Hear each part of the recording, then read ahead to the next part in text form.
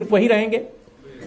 Private sector में तो वहीं आप जाइए, नोएडा, ग्रेटर नोएडा, गुड़गांव और कंपनियों में सर्वे करा लीजिए। जब मैं राज्यसभा टीवी में था, एक बार मैंने सर्वे करवाने की कोशिश की थी 2 कंपनियों का, ताकि पता चल सके कि क्या स्थिति। आप हैरतअंगेज परिणाम निकले थे। खत्म कर रहा हूं।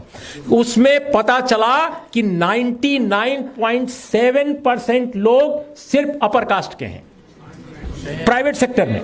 तो बाबा साहब ने जब ये कहा था कि उद्योगों का, कृषि का, बीमा का, सबका एक तरह से स्टेट कंट्रोल में हो, तो मित्रों, दोस्तों, ये बात आज के नेताओं को कैसे नेताओं ने भुला दी है, हमारे ओबीसी के, दलित समाज के, आदिवासी समाज के, ये उनसे आपको पूछना चाहिए।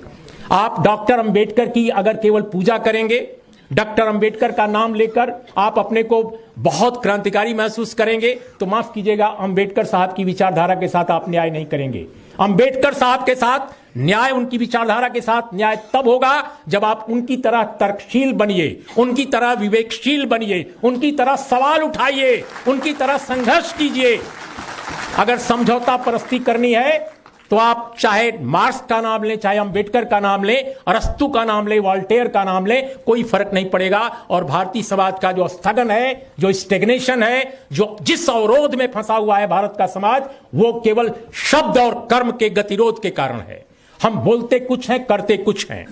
तो शब्द और कर्म का अगर भेद नहीं मिटेगा, अंबेडकरवाद क्या बताता है, अंबेडकर की वैचारिकी क्या बताती है, अंबेडकर का जीवन क्या बताता है। अंबेडकर जीवन भर लड़ते रहे। उन्होंने अपनी निजी संपत्ति, अपनी निजी जायदाद, अपने निजी परिवार की चिंता नहीं की। आप जानते हैं जब उनका निधन हुआ, उनका जब परिनिर्वाण हुआ, तो उनके पास क्या रकम थी? देखिएगा, पढ़िएगा। तो मेरा यह कहना है मित्रों कि अगर आपको सचमुच ईमानदारी से लड़ना है, देखिए हम लोगों की उम्र, हम लोग 60 के पार के लोग हैं, लेकिन आपकी जनरेशन को रहना है।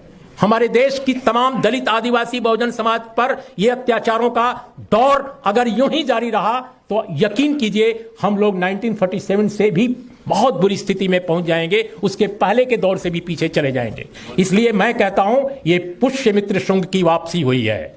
आज का दौर पुष्यमित्र शुंग की वापसी का दौर है। अगर पुष्यमित्र शुंग की वापसी को आप नहीं रोकते तो यकीनन आपका वजूद खत्म हो जाएगा और आप केवल नाम लेते रह जाएंगे महापुरुषों का, नेताओं का, लेकिन उनकी विचारधारा के साथ आप अन्याय करेंगे। नमस्कार, आदाब, सत श्री अकाल, जय भीम।